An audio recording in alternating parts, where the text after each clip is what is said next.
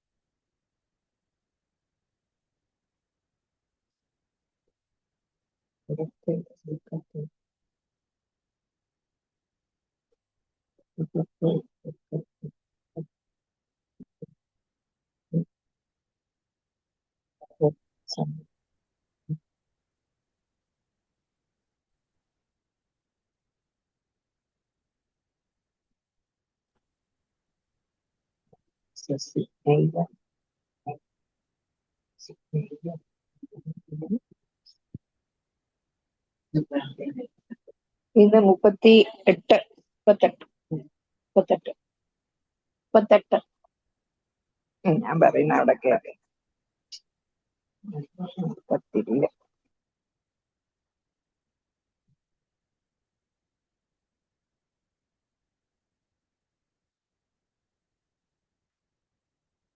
ഒന്നും കേൾക്കുന്നില്ല കേട്ടോ, മ്യൂട്ടാണെന്ന് തോന്നുന്നു. അതെ, കറക്റ്റ്.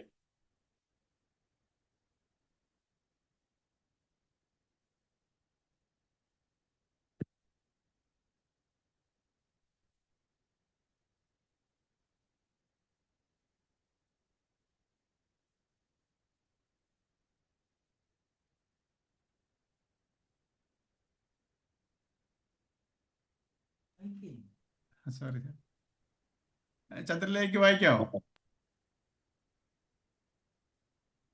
ഏതാ വായിക്കട്ടെ? ഈ ഈ എല്ലാവരും 38 38 ശ്ലോകത്തില് ഒരു 6ാമത്തെ എല്ലാവരും കർമ്മം ചെയ്യുന്നു, മിക്കവാറും. അതെ, പാരഗ്രാഫ്. അതെ. എല്ലാവരും കർമ്മം ചെയ്യുന്നു, മിക്കവർക്കും അത് അധ്വാനമുള്ള ഒരു ജോലിയായി ഭാരമായി തോന്നും. ആന്തരപ്രചോദനത്തോടെ പ്രവർത്തിക്കുന്നവന് കർമ്മം ആത്മനിർവൃതിയുടെ കർമ്മത്തെ മുഖവിറ്റതാക്കി തീർക്കുന്നത് ആ പ്രചോദനമാണത്രേ. ആത്മനിർവൃതിയുടെ അനർഘ നിമിഷങ്ങളിലൂടെയാണ് കവിയുടെയോ കലാകാരന്റെയോ ഏറ്റവും മികച്ച സൃഷ്ടി രൂപം കൊള്ളുന്നത്. അത് മറ്റൊരാൾക്ക് അനുകരിക്കാനോ അവർക്ക് തന്നെ മറ്റൊരിക്കൽ ആവർത്തിക്കാനോ ആവില്ല. വിരുദ്ധ ചിന്തകളാൽ ആകുലമാവാതെ ഉള്ളം തെളിഞ്ഞ് പ്രശാന്തമാകുമ്പോൾ ഉളവാകുന്ന ആത്മസ്മൃതിക്കൊത്ത ആനന്ദ നിർവൃതിയിൽ ആറാടിക്കൊണ്ട് കർമ്മം ചെയ്യുമ്പോൾ അത് അത്യന്തം ഉത്കൃഷ്ടമായി തീരുന്നു. അത് യാന്ത്രികമായി ആവർത്തിക്കാൻ പറ്റില്ല. മൊണാലിസയുടെ തൂമന്ദഹാസം മറ്റൊരു ക്യാൻവാസിൽ ഒരിക്കൽ കൂടി പകർത്താൻ ഡാവിഞ്ചിക്ക് കഴിഞ്ഞിട്ടില്ല. എന്തിന്, ഗീതോപദേശം തന്നെ രണ്ടാമതൊന്ന് ആവർത്തിക്കുവാൻ ശ്രീകൃഷ്ണനും സാധിച്ചിട്ടില്ല. യുദ്ധാനന്തരം അർജുനൻ ആവശ്യപ്പെട്ടിട്ടും. അപ്രതീക്ഷിതമായി വന്നു ചേരുന്ന ഒരു അത്ഭുത സിദ്ധിയാണ് ആന്തരപ്രചോദനമെന്നും അത് വ്യക്തിയുടെ നിയന്ത്രണത്തിൽ അല്ലെന്നുമാണ് പാശ്ചാത്യരുടെ ധാരണ. ഭാരതീയ ഋഷിമാരുടെ അനുഭവവും അഭിപ്രായവും മറിച്ചാണ്. ഞാൻ ജീവനല്ല, ശിവനാണ് എന്ന ബോധത്തോടെ അന്തരാത്മാവുമായി തന്മയി ഭാവത്തിൽ വർത്തിച്ചുകൊണ്ട് ജീവിക്കുന്ന സത്യദർശികൾക്ക് അവകാശപ്പെട്ട ദിവ്യ അനുഭൂതിയാണ് പറയപ്പെട്ട ആന്തരപ്രചോദനം, ഉൾക്കുളിർമയും ആത്മനിർവൃതിയും. സ്വന്തം മനോബുദ്ധികൾക്കും സാക്ഷിയായി അവയുടെ ഭാവവ്യത്യാസങ്ങളൊന്നും ബാധിക്കാതെ ശാന്ത ഗംഭീര ഭാവത്തിൽ വർത്തിക്കുന്ന യോഗിയുടെ ചിത്തത്തിൽ അഹന്ത മമതകൾ സ്ഫുരിക്കുന്നതല്ല. ഭൗതിക വ്യക്തിത്വം മറന്ന് ആത്മനിർവൃതിയിൽ ആറാടുന്ന മഹാപുരുഷൻ കർമ്മവിമുഖനുമാവുകയല്ല, കർമ്മകുശലനാവുകയാണ് ചെയ്യുക. ഈ നിലയ്ക്ക് പ്രവർത്തിക്കുന്ന കർമ്മയോഗിയുടെ ഏത് കർമ്മവും ശ്രേഷ്ഠമായി തീരുന്നു. ഒരു സാധാരണ കർമ്മത്തെ മഹൽ കർമ്മമായി ഉയർത്തുന്നത്, നിസ്സാര ലാഭത്തെ പോലും മഹാനേട്ടമായി തീർക്കുന്നത് മനസ്സിന്റെ ഈ സന്തുലിതാവസ്ഥ അത്രേ. മനോബുദ്ധികളെ ബോധപൂർവം സൗമ്യാവസ്ഥയിൽ നിർത്താനുള്ള ഒരു ഉപായം പൂർവികരായ ഹൈന്ദവ ആചാര്യന്മാർ കണ്ടുപിടിച്ചു. അതത്രേ യോഗം. വൈദിക കാലത്തെ ഹിന്ദുക്കൾക്ക് ഇതറിയാമായിരുന്നു. അവരിത് അഭ്യസിക്കുകയും ആചരിക്കുകയും ചെയ്തു. അങ്ങനെ വിശ്വോത്തരങ്ങളായ പല നേട്ടങ്ങളും ഭാരതീയർ കൈവരിച്ചു. ലോകരാഷ്ട്രങ്ങളുടെ ഇടയിൽ ഭാരതം ഉന്നത സ്ഥാനം നേടി. വൈദിക കാലം തൊട്ട് നിലവിലുള്ളതും ആസ്തികയിൽ അധിഷ്ഠിതമായ ഭാരതീയ തത്വചിന്ത ജീവിതത്തിന്റെ എല്ലാ തുറകളിലും പ്രായോഗികമാണ്. സാർവത്രികമായ പ്രായോഗികതയില്ലാത്ത ഒരു സിദ്ധാന്തത്തെ തത്വദർശനമായി അംഗീകരിക്കാൻ വയ്യല്ലോ. വിവേചന ശക്തിയുള്ള ബുദ്ധിക്ക് തികച്ചും സ്വീകാര്യവും യുക്തവുമായ തീരുമാനത്തിലെത്താൻ സഹായകമായ നിലയിലാണ് ഗീതയിലെ തത്വനിരൂപണം. ഇന്നത് ചെയ്യണമെന്ന് ആദ്യം പറയുന്നില്ല. യുക്തികൾ ആദ്യം നിരത്തുന്നു. അവയുടെ വെളിച്ചത്തിൽ ഇന്നതാണ് യുക്തം എന്ന് സ്ഥാപിക്കുമ്പോൾ ബുദ്ധിക്ക് അത് നിഷേധിക്കാനാവില്ല. ഭൗതിക മണ്ഡലങ്ങളിലെ പ്രശ്നങ്ങളെ ആധ്യാത്മിക നിലവാരത്തിൽ മാത്രം വിലയിരുത്തിയാൽ പോരാ. പരമാത്മ തത്വത്തിന്റെ ബുദ്ധിയുടെ, അതായത് യുക്തിയുടെ, മനസ്സിന്റെ, അതായത് ധാർമ്മിക മൂല്യങ്ങളുടെ, ശരീരത്തിന്റെ, അതായത് പരമ്പരാഗതങ്ങളായ ആചാര്യ മര്യാദകളുടെ നിലവാരങ്ങളിൽ നിന്നൊക്കെ ജീവിത പ്രശ്നത്തെ വീക്ഷിക്കണം. പറയപ്പെട്ട ഏത് കാഴ്ചപ്പാടിലൂടെ നോക്കിയാലും നിഷേധിക്കാനാവാത്ത ഒരേ ഒരു വസ്തുവാണ് വെളിപ്പെടുന്നതെങ്കിൽ അത് തന്നെയാണ് നാം അംഗീകരിക്കേണ്ടത്. ഇങ്ങനെ എല്ലാം കൊണ്ടും സ്വീകാര്യവും തികച്ചും യുക്തവുമായ സമീപനം അഥവാ തീരുമാനം കൈക്കൊള്ളുകയും അതിനനുസരിച്ച് നീങ്ങുകയും ചെയ്യുക എന്നതത്രേ ശ്രേയസ്കരം. വൈകാരിക നിലവാരത്തിൽ മാത്രം യുദ്ധത്തെ വിലയിരുത്തിയത് കൊണ്ടാണ് അർജുനൻ വ്യാമോഹിതനായി ചമഞ്ഞത്. ബന്ധുക്കളല്ലേ ശത്രുപക്ഷത്ത് അണിനിരന്നു നിൽക്കുന്നത്, അവരെ കൊല്ലുന്നത് അധർമ്മമല്ലേ? ഈ ചിന്ത അയാളെ വികാര പരവശനാക്കി. മറ്റു കാഴ്ചപ്പാടുകളിലൂടെ തന്റെ പ്രശ്നത്തെ കാണാൻ കഴിഞ്ഞിരുന്നുവെങ്കിൽ അയാൾക്ക് ഈ ദുർവൃത്തി വരില്ലായിരുന്നു. ഇത് കർത്തവ്യതാ മൂഢനായ അർജുനൻ കൃഷ്ണനെ ശരണം പ്രാപിച്ചു.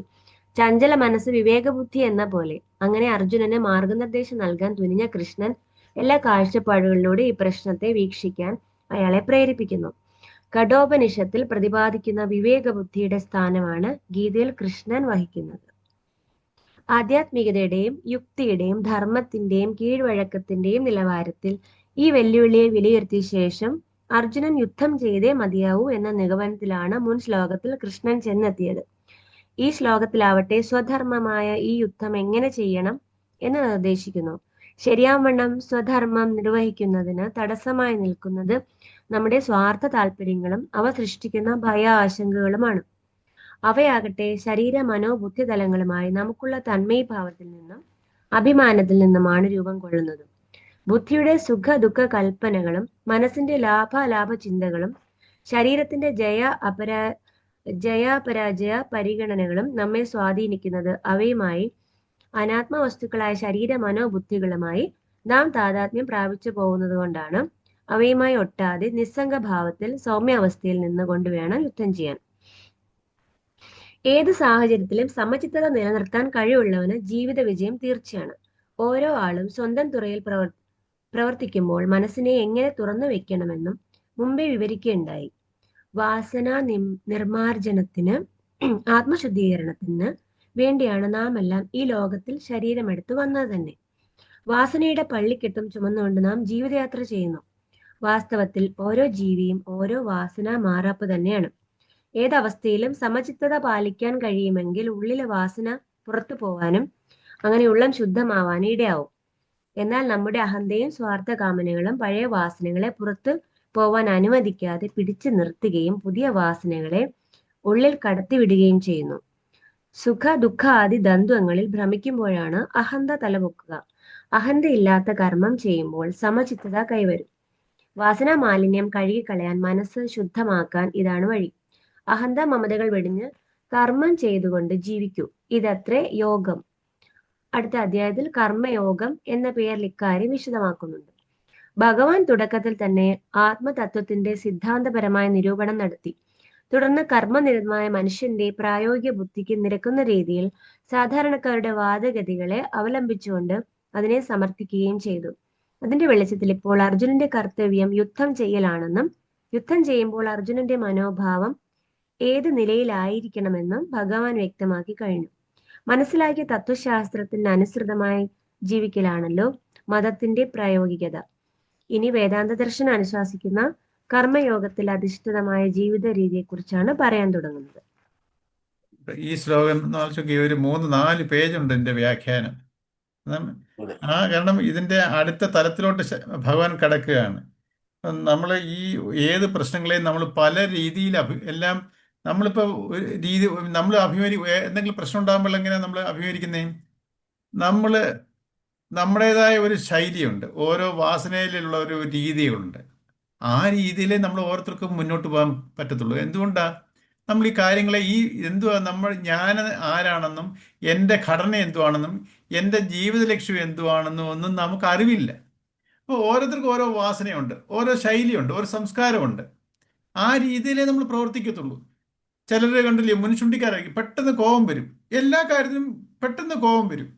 ചിലരുണ്ട് ഒന്നും കോപപ്പെടത്തേ ഇല്ല. ഓരോ കാര്യങ്ങൾ ഓരോരുത്തർക്കും ഓരോ രീതികളുണ്ട്. ആ രീതി കൂടെ അവർ മുന്നോട്ട് നീങ്ങത്തുള്ളൂ.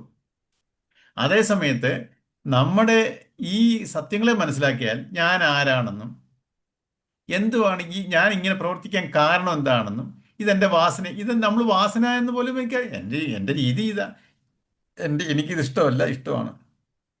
പിന്നെ നമ്മൾ ഈ കർമ്മഫലത്തിനെ കാണാൻ എൻ്റെ വിധിയാ, ഓരോന്ന് അനുഭവങ്ങൾ വരുമ്പോൾ എൻ്റെ വിധിയാ എന്നുവെച്ചാൽ എന്നിൽ ആരോ അടിച്ചേൽപ്പിച്ചിരിക്കുന്നത്, ഞാനുമായിട്ട് ബന്ധമില്ല, ഞാൻ ഇതുമായിട്ട് ഒരു കാര്യത്തിനും എനിക്ക് ബന്ധമില്ല. നമ്മളൊരു ഭഗവാനെ വെച്ചിട്ടുണ്ട്, ആ ഭഗവാൻ എനിക്ക് തരുന്ന ശിക്ഷയാ. എന്തോ ചെയ്യാനാ? എന്നെ പരീക്ഷിക്കുക, ഞാൻ നല്ലവനാണെന്ന് ചീത്തയാണെന്ന് പരീക്ഷിക്കും. ഇങ്ങനെയൊക്കെ നമ്മൾ ഓരോ വിധി എന്ന് വെച്ചാൽ എന്തുവാ? അടിച്ചേൽപ്പിക്കപ്പെട്ടത് വിധി. ഒരു വിധി എന്ന് പറഞ്ഞാൽ എന്താ? ഒരു കേസിന്റെ വിധി, ആ ജഡ്ജിയുടെ ഒരു അസസ്മെന്റാ. അപ്പം ഈ നിരപരാധികളും ശിക്ഷിക്കപ്പെടും ആ വിധിയുടെ അനുസരിച്ച്, കാരണം തെളിവുകൾ നിരത്തിയില്ലെങ്കിൽ. അപ്പം എന്ന് പറയുന്ന പോലെ എൻ്റെ വിധിയായത്, ഞാൻ ഉത്തരവാദിയല്ല.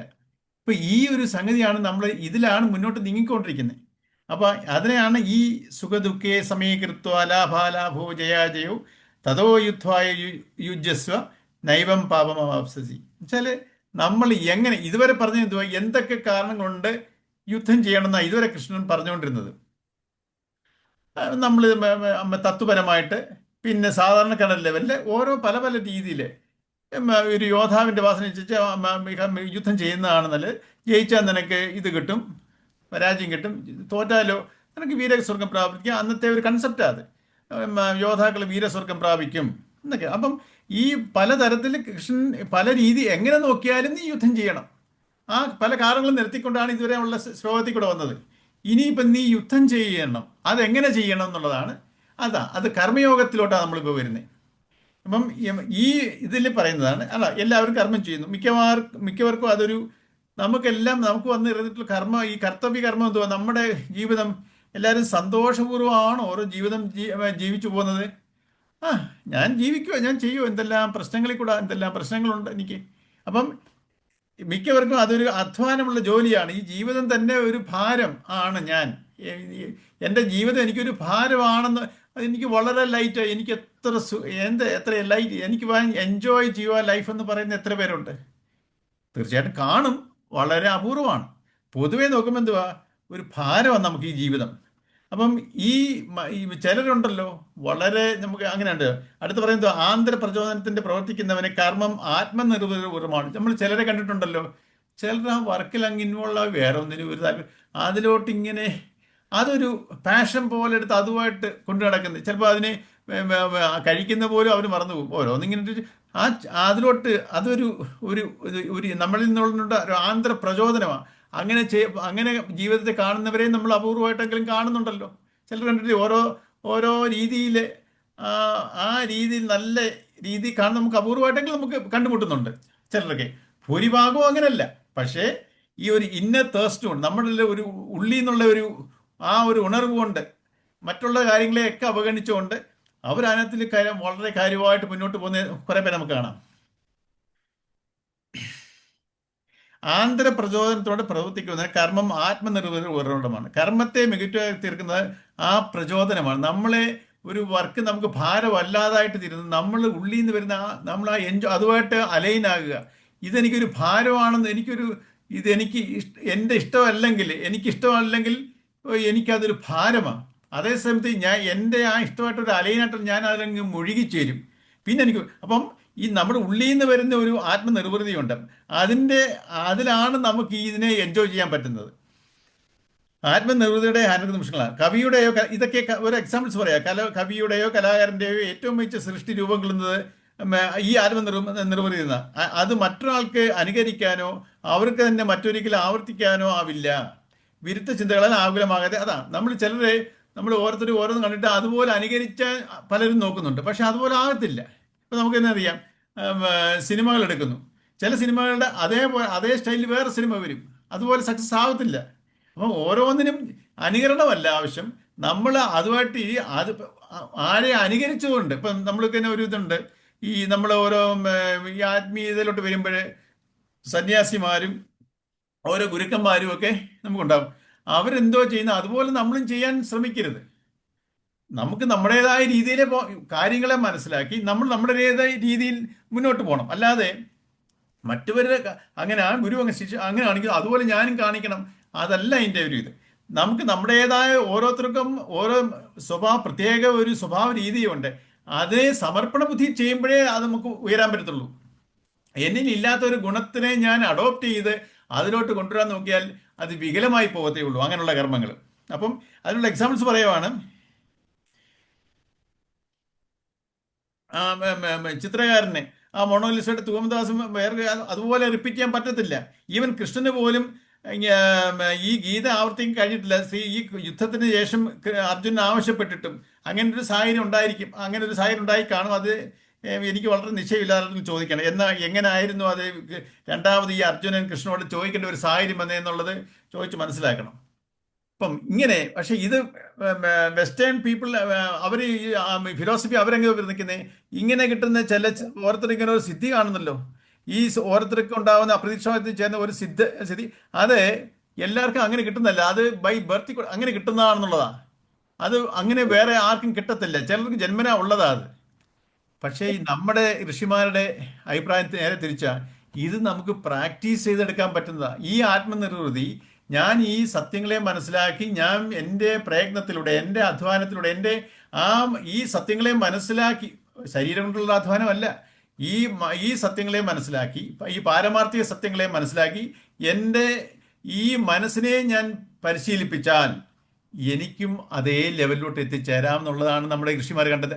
അത് നമ്മുടെ അനുഭവം കൂടെ ഈ ഋഷിമാർ പറയുന്നുണ്ടല്ല, ഈ ഋഷിമാരെന്ന് പറയുന്ന ആ വഴി കൂടെ നമ്മൾ സഞ്ചരിക്കുമ്പോൾ നമുക്കും ഇത് അനുഭവപ്പെടും. അല്ല, അവർ ചുമ്മാ അത് പറയുന്നുകൊണ്ടല്ല, ഈ പറയുന്ന വഴി കൂടെ നമ്മളും നടന്നു നമ്മൾ സഞ്ചരിച്ചാട്ടെ, നമുക്കും അത്. ഞാൻ പറഞ്ഞിട്ടുണ്ടല്ലോ, ഒരു തണുപ്പ് കാലത്ത് ഒരു തീക്കുണ്ടം ഉണ്ട്. അപ്പം നമുക്ക് ഭയങ്കര തണുത്ത് പറിക്കുക. ആ തീക്കുണ്ടത്തിലോട്ട് അടുക്കുമ്പോൾ ആ ചൂട് അനുഭവപ്പെടുന്നത് പോലെ അടുത്തടുത്ത് വരുന്തോറും നമുക്ക് ആ ചൂട് അനുഭവപ്പെട്ടു തുടങ്ങും എന്ന് പറയുന്ന പോലെ ഈ നമ്മുടെ ഋഷീശ്വരന്മാർ പറഞ്ഞിട്ടുള്ള അതേ ആ ഒരു ജീവിത രീതി നമ്മൾ അഡോപ്റ്റ് ചെയ്ത് അതിനനുസരിച്ച് നമ്മൾ ജീവിക്കാൻ തുടങ്ങിയാൽ അതാണ് എൻ്റെ പ്രയത്നം. എങ്ങനെ? എൻ്റെ വാസനയിൽ നിന്ന്, എൻ്റെ വാസനകളെ ഇത് വാസനയാണെന്നും ഇത് മാലിന്യമാണെന്നും ഇത് ധാർമ്മികമായിട്ടുള്ള ഞാൻ ഈ പാരമാർത്ഥിക സത്യങ്ങളെ അറിയുമ്പോഴാണ് എൻ്റെ കർമ്മത്തിൻ്റെ ഞാൻ മാറി ചെയ്യണമെന്നും ഒരു ഫോഴ്സിലല്ല, ഇതെല്ലാം എൻ്റെ തിരിച്ചറിവിലൂടെ ഞാൻ അങ്ങനെ മാറി ചെയ്യുമ്പോൾ, അതിലേക്കൂടെ സഞ്ചരിക്കുമ്പോൾ എനിക്ക് ഈ പറഞ്ഞ അനുഭവങ്ങളൊക്കെ എനിക്കും വന്നു തുടങ്ങുന്നു. അങ്ങനെയാണ് നമ്മൾ ഇതിനകത്തോട്ട് വരുന്നത്. അല്ലാതെ ഇതൊരു വെറും ഒരു സിദ്ധാന്തമല്ല, പ്രാക്ടിക്കലായിട്ട് നമുക്ക് അനുഭവിക്കാൻ പറ്റാത്തൊരു സിദ്ധാന്തമെങ്കിൽ നമ്മൾ തള്ളിക്കളയും. അങ്ങനെ ഗീതയ്ക്ക് ഈ പ്രസക്തി വരുത്തില്ല. എത്രയോ വർഷം മുമ്പ് എഴുതിയേക്കുന്ന ഗീത ഇവിടെ നമ്മുടെ ഇന്ത്യയിൽ മാത്രമല്ല, നമുക്കാണ് ഇതിനെക്കുറിച്ച് വലിയ അറിവില്ലാത്തത്. എത്രയോ ഫോറിനേഴ്സ് ഇതെല്ലാം ഈ ഗീതയുടെ ഇമ്പോർട്ടൻസ് എന്താണ്? നമ്മൾക്ക് എത്ര 5000 വർഷം മുമ്പ് എഴുതിയ ഈ ഭഗവത്ഗീതയുടെ ഒരു ഒറിജിൻ പറഞ്ഞ 5000 ഇയേഴ്സിന് ബാക്കാണ്. നമുക്കിതിൻ്റെ ഇമ്പോർട്ടൻസ് അറിയത്തില്ല. ഇതിൻ്റെ ഇമ്പോർട്ടൻസ് ഫോറിനേഴ്സിന് അറിയാം നമ്മളെക്കാട്ടിൽ. അവര് ഇതിനെ അവരുടെ സംസ്കാരം വിട്ട്, നമുക്കറിയാമല്ലോ പൗരസ്ത്യ സംസ്കാരമല്ല പാശ്ചാത്യ സംസ്കാരം. അവര് അഡ്വാൻസ് വേറൊരു പോയി അതിൽ ആ പീക്കിൽ പോയിട്ട് അതിൽ നിന്നും നിരാശ വന്നിട്ടാണ് തിരിച്ചു വരുന്നത് നമ്മുടെ ഇതിലോട്ട്. നമ്മളോ നമ്മുടെ സംസ്കാരം മോശമാണെന്ന് കരുതി നമ്മൾ വെസ്റ്റേൺ സംസ്കാരത്തിലോട്ട് പോവാം.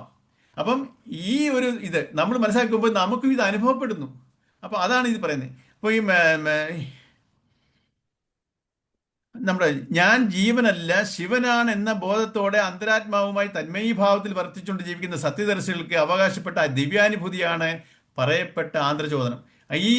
ഈ ആന്തരചോദനം എന്ന് പറയുന്നത് നമ്മുടെ ഈ കോൺഷ്യസ് എനർജി എന്ന് വരുന്നതാണ്. നമ്മളെ നിലനിർത്തുന്ന ഒരു ചൈതന്യമുണ്ട്.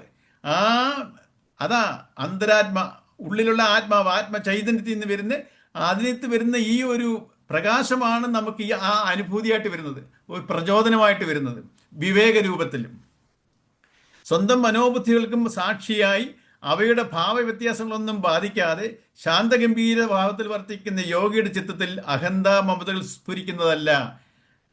ഭൗതിക വ്യക്തിത്വം മറന്ന് ആത്മനിർവൃതിയിൽ ആറാടുന്ന മഹാപുരുഷൻ വിമുഖനാകുകയല്ല, കർമ്മകുശലനാകുകയാണ് ചെയ്യുക. ഈ നിലയ്ക്ക് വർത്തിക്കുന്ന കർമ്മയോഗിയുടെ ഏത് കർമ്മവും ശ്രേഷ്ഠമായി തീരുന്നു. അപ്പം നമ്മൾ ഈ അഹന്താമമതയിൽ നിന്ന് വിടുമ്പോഴാണ് നമ്മുടെ കർമ്മങ്ങൾ, നമ്മൾ അഹന്താമമതയിൽ ഏത് ചെയ്യുന്ന കർമ്മവും മഹത്വമാവത്തില്ല, അത് വിജയമാവത്തില്ല.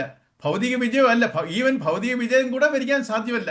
അതിൻ്റെ നാശത്തിലോട്ടായിരിക്കും പോകുന്നത്. ടൈമിലി ഒരു ബെനിഫിറ്റ് കിട്ടുമെങ്കിലും അത് അവസാനം നാശത്തിലേക്ക് ചെന്ന് ഭവിക്കത്തുള്ളൂ. അപ്പം അഹന്താമമതയാണ് നമ്മളെ വഴിതെറ്റിച്ചുകൊണ്ട് പോകുന്നത്. ഞാനെന്ന ഭാവമാണ് നമ്മളെ വഴിതെറ്റിക്കുന്നത്. മനോബുദ്ധികളെ ബോധപൂർവം സാമ്യാവസ്ഥയിൽ നിർത്താനുള്ള ഒരു ഉപായം അതാ. നമ്മൾ എങ്ങനെ ഇതിൽ നിന്ന് അതിനുള്ള ഒരു ഉപായമാണ് യോഗം, കർമ്മയോഗം. യോഗം എന്ന് പറഞ്ഞാൽ അതെ സമർപ്പണ ബുദ്ധിയാണ്. നമ്മൾ നേരത്തെ പറയും, ഈ സമർപ്പണ ബുദ്ധിയാണ് യോഗം. ഞാനല്ല, ഈ ഞാനെന്ന ഭാവം നമ്മൾ വിട്ടിട്ട് എനിക്ക് ഈ കർമ്മങ്ങൾ എനിക്ക് സ്വധർമ്മമുണ്ട്, എനിക്ക് ആഗ്രഹങ്ങളുമുണ്ട്. എൻ്റെ ആഗ്രഹങ്ങൾ എന്ന് പറഞ്ഞാൽ എൻ്റെ സ്വധർമ്മം എന്ന് വെച്ചാൽ എൻ്റെ ആഗ്രഹങ്ങളാണ്. ഓരോരുത്തരും അവരവരുടെ ഡയറക്ഷനിൽ പല പല ആഗ്രഹങ്ങളുമായിട്ട് ജനിച്ചവരാ. ഈ ആഗ്രഹ നിവൃത്തിക്കാണ് ഈ ജന്മം എടുത്തിരിക്കുന്നത്. ഈ ആഗ്രഹ നിവൃത്തിക്ക് ഞാൻ കർമ്മങ്ങൾ ചെയ്തേ പറ്റൂ. ഈ ആഗ്രഹം എങ്ങനെ ആഗ്രഹം എനിക്ക് ഫുൾഫിൽ ആവുന്നേ? ഞാൻ കർമ്മങ്ങൾ ചെയ്യണം. ഞാൻ എൻ്റെ ആഗ്രഹ നിവൃത്തിക്കായിട്ട് ചെയ്യുന്ന കർമ്മങ്ങൾ ഞാൻ രണ്ട് രീതിയിൽ ചെയ്യാം. ഒന്ന് എൻ്റെ അഹന്താമമത, എൻ്റെ ഇഷ്ടാനിഷ്ടങ്ങൾ. ഈ ഞാനെന്ന വ്യക്തിക്കാണ് ഇഷ്ടവും അനിഷ്ടവും. അവിടെ പരമാത്മ ചൈതന്യം നമുക്ക് ഈ പറഞ്ഞിട്ട് നമ്മൾ നിലനിൽക്കുന്ന ചൈതന്യമോ അത് നിർഗുണമാണ്. അതിന് ഇഷ്ടവും ഇല്ല, അനിഷ്ടവും ഇല്ല. അപ്പം അതേസമയത്ത് എനിക്കോ ഇഷ്ടവും ഉണ്ട്, അനിഷ്ടവും ഉണ്ട്. അപ്പം ഞാൻ ചെയ്യുന്ന കർമ്മങ്ങളെ ഞാൻ എങ്ങനെ തിരഞ്ഞെടുക്കും? അതിനെ ഞാൻ എൻ്റെ ഇഷ്ടത്തിൻ്റെ വഴിയിൽ. അപ്പം എന്നിലൊരു ഇഷ്ടാനിഷ്ടം വേർതിരിവുണ്ട്. ഇപ്പം എക്സാമ്പിൾ പറയാം. നമുക്ക് ആഹാരം കഴിക്കും. ചിലർക്ക് ഓരോ സ്വാദിനോട് താല്പര്യം, ചില സ്വാദിനോട് നമ്മൾ മാറ്റി നിർത്തും. കയ്പ് നമുക്ക് ഇഷ്ടമല്ല, മധുരം നമുക്ക് ഇഷ്ടമാണ് പൊതുവേ. അപ്പം മധുരത്തിനോടാണ്, മധുരമായിട്ടുള്ള പല ആഹാരങ്ങളാണ് നമുക്കിഷ്ടം, ആ ടേസ്റ്റുകളും. അപ്പം നമുക്ക് ഇഷ്ടപ്പെടാത്ത ടേസ്റ്റുകൾ, ആ രുചികളുള്ളതിനെ നമ്മൾ മാറ്റി നിർത്തും, വേർതിരിവുണ്ടാവുന്നു. അതേ സമയത്ത് ഈ കയ്പുള്ള സാധനത്തിനും അതിനും ഒരു ടേസ്റ്റ് ഉണ്ട്. നമ്മൾ ഇത് രുചി എവിടെ വരുന്നേ? നാക്കിലാണ്. അതൊരു ഇന്ദ്രിയമാണ്. അതിന് ഈ എല്ലാ ടേസ്റ്റുകളും നമ്മൾ ഒരേപോലെ കണ്ടാൽ, ഇപ്പം എനിക്ക് ഇഷ്ടത്തിനോട് മധുരത്തിനോട് കൂടുതൽ ഇഷ്ടം, കയ്പിനോട് വളരെ വെറുപ്പ്. അപ്പം ഞാൻ ഈ വേർതിരിവ് കാണിക്കുന്നു. അതേസമയത്ത് ഇതെല്ലാം ഓരോ ടേസ്റ്റിലാണ്, എല്ലാത്തിനെയും എനിക്ക് അനുഭവിക്കാൻ പറ്റും. അങ്ങനെ ഓരോ ഇന്ദ്രിയങ്ങൾ നിശ്ചയിച്ചാലോ അപ്പം ഞാൻ ബാലൻസിങ് ആവും. അല്ലെങ്കിലോ ഞാൻ ഇംബാലൻസ്ഡ് ആവും. ഒന്ന് തന്നെ കൂടിപ്പോവും, മറ്റേത് കുറഞ്ഞു വരും.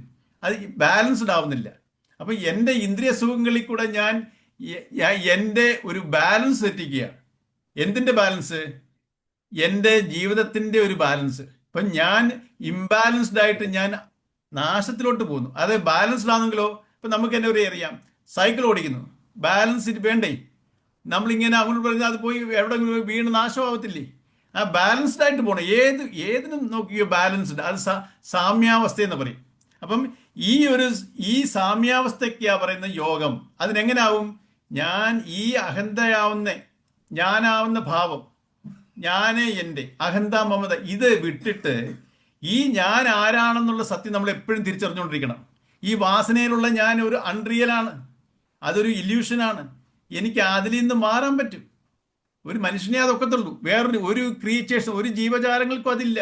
മനുഷ്യന്മം കിട്ടിക്കഴിഞ്ഞാൽ ഈ വിവേചന ബുദ്ധിയുണ്ട്. ഞാനൊരു മനുഷ്യനാണെന്നും എനിക്ക് വിവേചനം അപ്ലൈ ചെയ്യാൻ പറ്റുമെന്നും, എനിക്ക് ഇങ്ങനെയും ചെയ്യാൻ കർമ്മം, അങ്ങനെയും ചെയ്യാം. പക്ഷെ ഒരു മൃഗത്തിനോ വേറെ ഒന്നിനോ മാറി ചെയ്യാൻ ഒക്കത്തില്ല. അപ്പോൾ എൻ്റെ വാസനകളെ, എൻ്റെ ആഗ്രഹങ്ങളെ എനിക്ക് നിറവേറ്റാം രണ്ട് രീതിയിൽ. ഒന്ന് ഞാനെന്ന ഭാവത്തിൽ പോയി എനിക്ക് നിറവേറ്റാം. ഞാൻ ഈ ഈശ്വരൻ്റെ സാന്നിധ്യത്തിലാണ് ഇതെല്ലാം അനുഭവിക്കുന്നതുള്ളത് എല്ലാം ഒരേ രീതിയിൽ കണ്ട് എനിക്ക് ചെയ്യാം.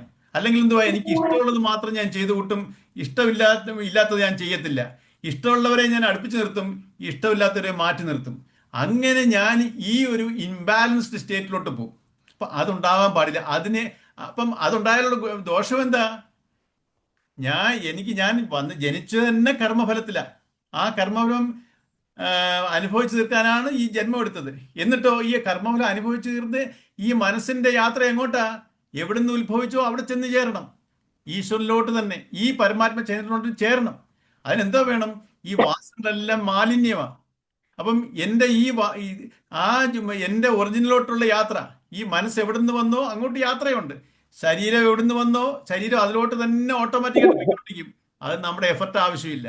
നമ്മൾ ഏത് ലെവലിൽ ജീവിച്ചാലും പഞ്ചഭൂതത്തിൽ നിന്നും ഉണ്ടായ ശരീരം പഞ്ചഭൂതത്തിൽ നിലനിന്ന് പഞ്ചഭൂതത്തിലോട്ട് തന്നെ ലയിക്കും. ആ ശരീരത്തിന് മോക്ഷമുണ്ട്. കാരണം അത് ജഡവസ്തുവാണ്. പക്ഷേ ചൈതന്യ വസ്തുവായ ചൈതന്യത്തിൽ നിന്ന് ഉറവിടമായ എൻ്റെ മനസ്സ് ചൈതന്യത്തിൽ നിലനിന്ന് ചൈതന്യത്തിൽ ലയിക്കണം. ഇതാണ് മനസ്സിന്റെ യാത്ര. ചൈതന്യത്തിൽ നിന്നും ഉറവായ എൻ്റെ മനസ്സ് വാസന കാരണം അതിങ്ങനെ യാത്ര ചെയ്യുക. എതിലാ നിലനിൽക്കുന്നത്? ഈ ചൈതന്യത്തിൽ തന്നെ.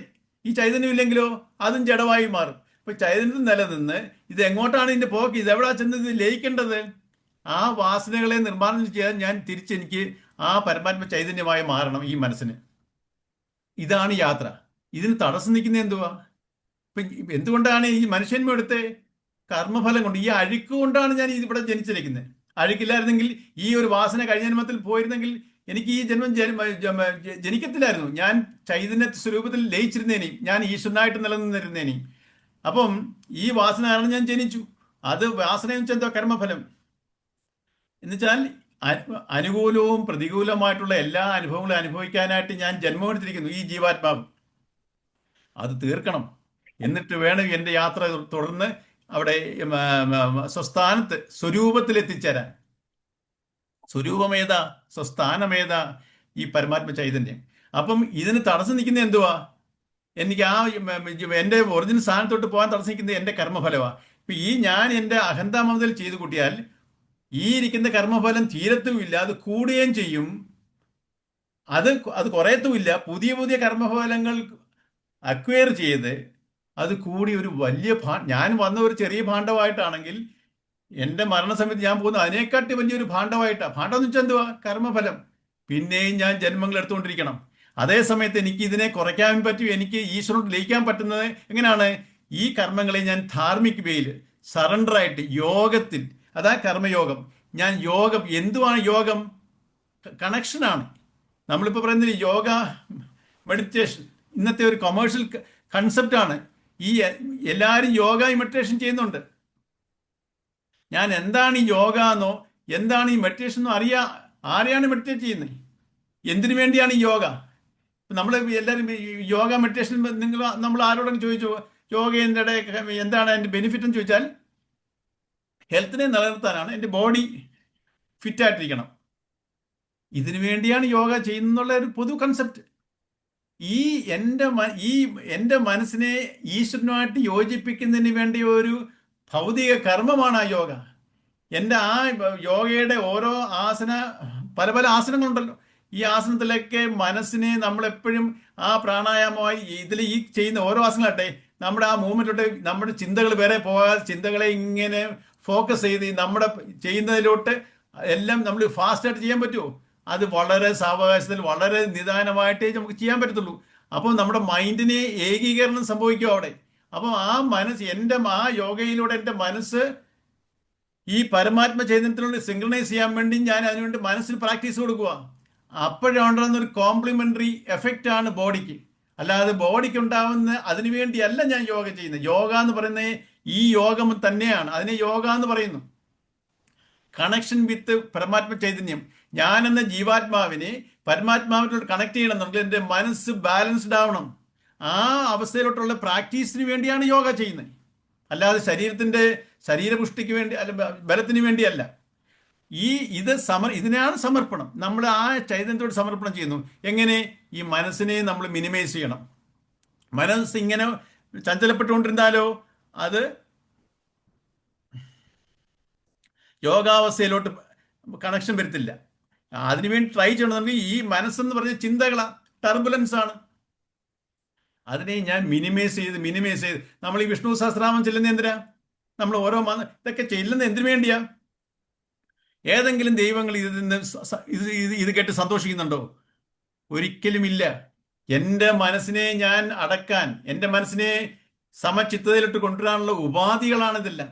അപ്പം നമ്മൾ ആ ഉപാധിക്ക് അനുസരിച്ച് വേണം ആ സാധനങ്ങൾ ചെയ്യാൻ. അല്ലാതെ ഒരു മെക്കാനിക്കലായിട്ട് ചെയ്തിട്ട് അത് നമ്മൾ നേടുമോ? ഇല്ല. അപ്പം ഈ ഉപാധികളൊക്കെ ചെയ്യുന്നതിന് എൻ്റെ മനസ്സിനെ മനോനിഗ്രഹത്തിനാണ്. ഈ മനോനിഗ്രഹം സംഭവിച്ചാലേ എനിക്ക് ലയനം സാധ്യമാവും. അതിന് മനസ്സിന് പ്രാക്ടീസ് വേണം. ഈ പ്രാക്ടീസിനുള്ള പല പല വേയ്സ് ആണ് നമ്മൾ ഈ സാധനങ്ങൾ എന്ന് പറയുന്നത്. അതിനെ നമ്മൾ ആത്മാർത്ഥമായി എന്തിനു വേണ്ടിയാണ് ചെയ്യുന്നത്, ഓരോ സാധനങ്ങളുടെയും ലക്ഷ്യം എന്താണെന്ന് അറിയണം. അല്ലാതെ ഏതോ ഒരു ദൈവം ഇരുന്ന് പ്രസാദിച്ച് എനിക്ക് നല്ല അനുഭവങ്ങൾ തരും എന്നുള്ള രീതിയിൽ ഞാൻ പ്രതീക്ഷിച്ചുകൊണ്ടിരുന്ന് ഇങ്ങനെ വിഷ്ണു സഹസ്രനാമം ചൊല്ലിയിട്ട് എന്താ പ്രയോജനം? ഇതിനെ നമുക്ക് വെറും ഇല്ല തത്തമ്മയെ പൂച്ച എന്ന് പറഞ്ഞ പോലെ ഒരു പ്രയോജനവും ഇല്ല. അതേസമയത്ത് കാര്യങ്ങളെ മനസ്സിലാക്കിക്കൊണ്ട് ഈ സാധനങ്ങൾ അനുഷ്ഠിക്കണം. അപ്പം ഇതിലേക്കൂടെ ഈ യോഗം എന്നുള്ളത് വളരെ അടുത്ത ഒരു ചാപ്റ്റർ അത് തന്നെ, കർമ്മയോഗം. അപ്പൊ അതിലോട്ട് ദൈവം വരിക. എൻ്റെ കർമ്മങ്ങളേക്ക് അർജുനൻ്റെ ഒക്കെ പറയുക, നീ എങ്ങനെ യുദ്ധം ചെയ്യണം? അതാ പറഞ്ഞേ, നീ പ്രതികാര ബുദ്ധിയിൽ വന്നവനാ. വെറുപ്പും പ്രതികാരവും, കൗരവരുള്ള വെറുപ്പും പ്രതികാരത്തിലും വന്ന് നീ തളർന്നു. അപ്പോഴത്തേക്ക് അഹന്താമമത കയറി. എന്നുവെച്ചാൽ എൻ്റെ മുത്തശ്ശനെ കൊല്ലണോ, എൻ്റെ അഹന്താമമതയിൽ ഉള്ളത്തോളം കാലം നമ്മൾ തളരാൻ ബാധ്യസ്ഥരാ. ഈ അഹന്താമമത എതിലെക്കൂടെ വരുന്നേ? എൻ്റെ വികാരത്തിൽ കൂടാ. ഈ വികാരമാണ് ഈ വാസനയുടെ, എൻ്റെ ഇഷ്ടാനിഷ്ടങ്ങൾ നിലനിൽക്കുന്നത് ഈ വാസനകളില്ല, ഈ വികാരങ്ങളില്ല. എനിക്ക് ഓരോന്നിനും രാഗദ്വേഷം എന്നുവെച്ചാൽ ഓരോന്നിനോടും ഇഷ്ടക്കേട്, ഇതിലാണ് എൻ്റെ നിൽക്കുന്നത്. അതുപോലെ തന്നെ വെളിയിൽ കൂടെ വരുമല്ലോ, എന്നിൽ കൂടെ ഈ രാഗദ്വേഷങ്ങളായിട്ടും വെളിയിൽ കൂടെ അനുകൂല പ്രതികൂല സാഹചര്യങ്ങൾ, ഇതിനെ നമ്മൾ ശപിക്കും. പ്രതികൂലം വന്നാൽ നമ്മൾ ശപിക്കും. അപ്പോൾ ഇത് നമ്മൾ അനുകൂലം മാത്രം പ്രതീക്ഷിക്കുന്നു. എന്നിൽ നിന്ന് പോയത് എന്നിൽ തന്നെ വന്ന് ചേരണം. ഇതെൻ്റെ ഒരു പ്രകൃതി നിയമമാണ്. ആർക്കും ഒരു ദൈവത്തിനും ഇത് തടുക്കാൻ പറ്റത്തില്ല. അതിന് എത്രയോ കഥകളുണ്ട്. അംബരീഷിന്റെ കഥകളൊക്കെ നിങ്ങൾക്കറിയാം. നമ്മൾ ഈ ഹരിനാമ കീർത്തനം പറയുന്നുണ്ട്, അവനവൻ ചെയ്യുന്ന കർമ്മങ്ങൾക്ക് അവനവൻ തന്നെ അനുഭവിക്കണം. എന്നിൽ നിന്ന് പോയത് എന്നിൽ തന്നെ വന്നു ചേരും. അപ്പൊ അടുത്ത ശ്ലോകത്തിൽ ഇതിന്റെ വളരെ ഇനിയുള്ള 2-3 കുറെ ഇതിന്റെ കുറിച്ചാണ് പറയുന്നത്. അപ്പം ഇതിനൊക്കെ ഉള്ള പ്രതിവിധി എന്താ? എൻ്റെ കർമ്മങ്ങളെ ഞാൻ കർമ്മയോഗത്തിൽ അനുഷ്ഠിക്കണം. എങ്ങനെ ഈ യുദ്ധം ചെയ്യണമെന്ന് അർജുനോട് പറയുന്നു. അപ്പൊ അതിനാണ് ഈ ശ്ലോകത്തിൽ നമ്മൾ എല്ലാ രണ്ട് വികാരങ്ങളെയും നമ്മൾ നിസ്സംഗഭാവത്തിൽ ബാലൻസ്ഡ്, ഒന്നിനോടും സംഘമില്ല. ജയത്തിനോട് സംഘം കൂടുതൽ, പരാജയത്തിനോട് സംഘമില്ല. എനിക്ക് പരാജയം വേണ്ട, എനിക്ക് വിജയം മാത്രം മതി. ഈ കൺസെപ്റ്റ് അല്ല, ഇതിനെ ബാലൻസ്ഡ് ആക്കുന്ന ഒരു സ്റ്റേജ് കർമ്മയോഗം. ഇത്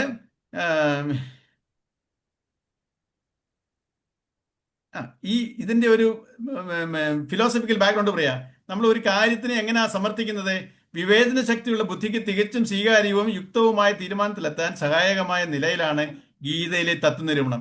ഇന്നത് ചെയ്യണമെന്ന് ആദ്യം പറയുന്നില്ല, യുക്തികൾ ആദ്യം നിരത്തുന്നു. അവയുടെ വെളിച്ചത്തിൽ ഇന്നതാണ് യുക്തം എന്ന് സ്ഥാപിക്കുമ്പോൾ ബുദ്ധിക്ക് അത് നിഷേധിക്കാനാവില്ല. ഭൗതിക മണ്ഡലങ്ങളിലെ പ്രശ്നങ്ങളെ ഇപ്പം നമ്മളെ ഓരോ വിഷയങ്ങളെ എങ്ങനെ അനലൈസ് ചെയ്യണമെന്ന് പറയുക. നമ്മളെപ്പോഴും ഒരേ രീതിയിൽ ഒരേ ആംഗിൾ മാത്രം കാണരുത്, പല ആംഗിളിൽ കാണണം. ഏതൊക്കെ ആംഗിളാണ്? ഈ നാല് ആംഗിൾ പറയുന്നുണ്ട് ഇവിടെ.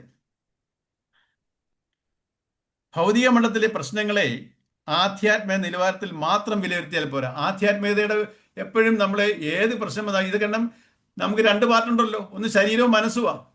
മനസ്സ് ഭൗതികമാണ്. ഭൗതികത്തിൽ പല പ്രശ്നങ്ങളുമുണ്ട്. നമ്മൾ ഭൗതികത്തിലെ പ്രശ്നങ്ങളെ എല്ലാം ആത്മീയമായിട്ടിരുന്ന് നിയന്ത്രിക്കുന്ന കാര്യം ഒക്കത്തില്ല. രണ്ടും 2 ധർമ്മമാണ്. അപ്പം ഏത് ഭൗതിക വിഷയങ്ങളെയും നമ്മൾ 4 ലെവലിൽ കാണാം. കാരണം നമ്മൾ 4 ലെവലിലുണ്ട്. നമ്മൾ ഓരോരുത്തരും 4 ലെവലിലുണ്ട്. ഏതൊക്കെ ലെവലാത്? ഒന്ന് ശരീരത്തിൻ്റെ ലെവല്, എനിക്കൊരു മനസ്സുണ്ട്, ബുദ്ധിയുണ്ട്. ഈ ചിത്തവും അഹങ്കാരവും അതിന് ഡയറക്റ്റ് ഇതില്ല, അത് പിന്നെ വരുന്ന ഒരു ഫാക്ടറാണ്. ഈ അഹന്ത എന്തെങ്കിലും ഒന്ന് സംഭവിക്കുമ്പോൾ കയറി അപ്പം ഉണ്ടാവുന്നൊരു ഫാക്ടറാണ് ഈഗോ. ബേസിക്കായിട്ട് ശരീരം, മനസ്സ്, വികാരമുണ്ട്, ബുദ്ധിയുണ്ട്, കർമ്മം ചെയ്യുന്ന ചിന്തകളുണ്ട്. സോ ശരീരത്തിൻ്റെ ഒരു ലെവല്, മനസ്സിൻ്റെ ലെവല്, ബുദ്ധിയുടെ ലെവല്, പിന്നെ ഇതിനെല്ലാം നിലനിർത്തുന്ന ആത്മചൈതന്യമുണ്ട്, ബോധ ചൈതന്യം. അത് ആത്മീയതയാണ്. സോ ആധ്യാത്മികത. 4 ലെവൽ നമ്മൾ ഓരോ വിഷയങ്ങളെ കാണണം.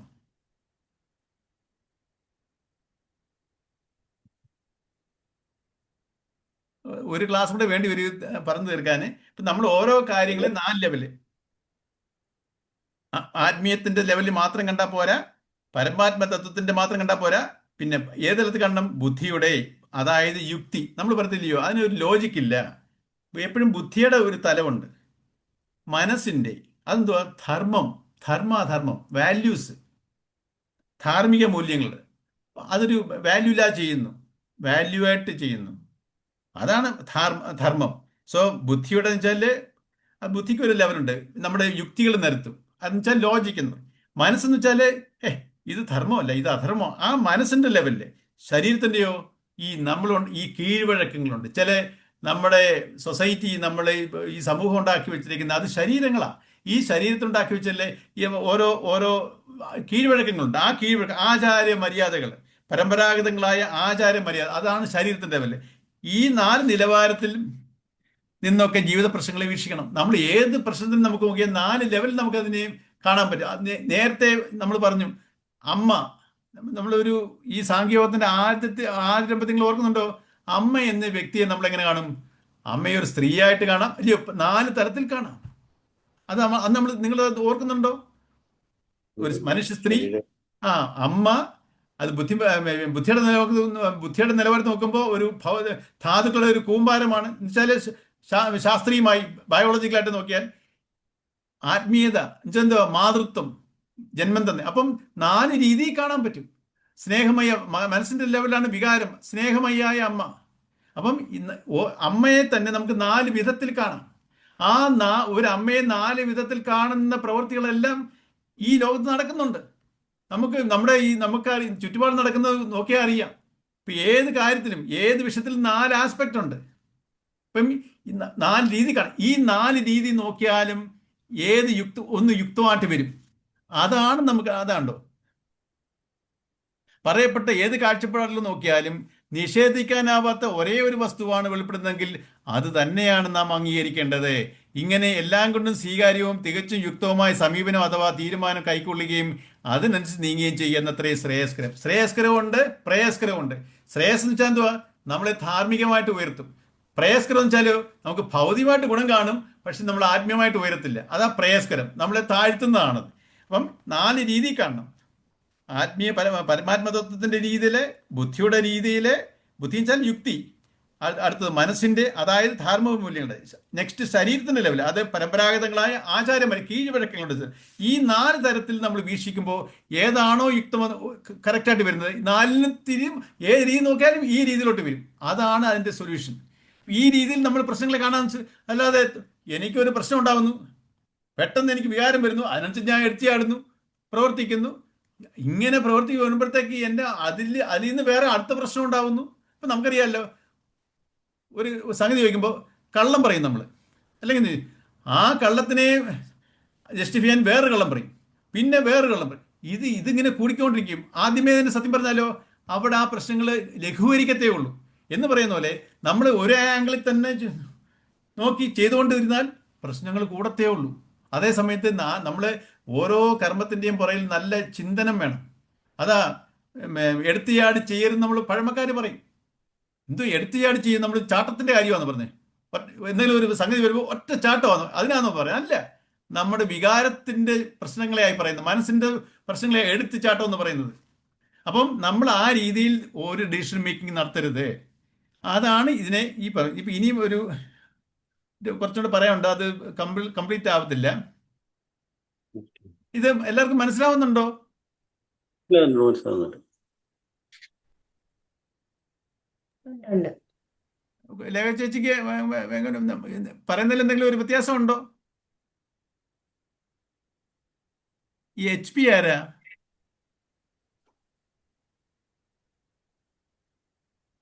ഗീത ചേച്ചി, ഹലോ, HP എന്നുള്ളത് ആരാ?